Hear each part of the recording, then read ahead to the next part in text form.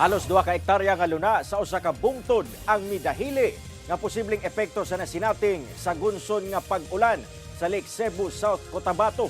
Tourism industry sa mong lugar apektado. Ang detalye sa report ni Efren Babak.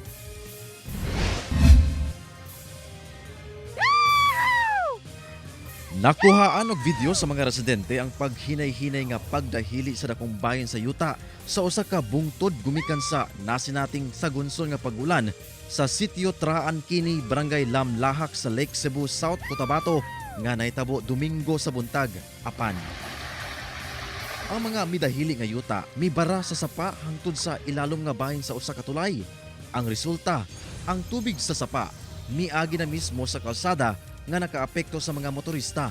Doon na say bahin ni ini ang mipadulong sa mga kabalayan sa ubos. Butang nga gikabalakan sa mga residente. Ngayon meron siyang potential threat sa community dun sa baba dahil kung patuloy na lalambot itong lupang bumara doon, posibleng magkaroon ng another flash flooding incident. Gumikan sa insidente, apektado sab kuno ang tourism industry sa maong barangay.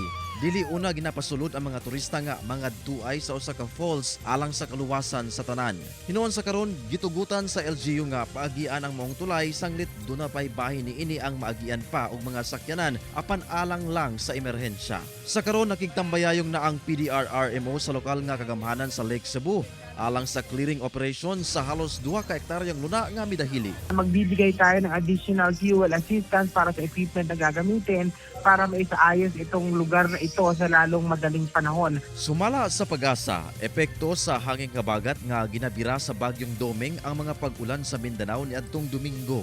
Kauban si Gary Balantayog, Bong Vicencio, Efren Mamak. 1 Mindanao.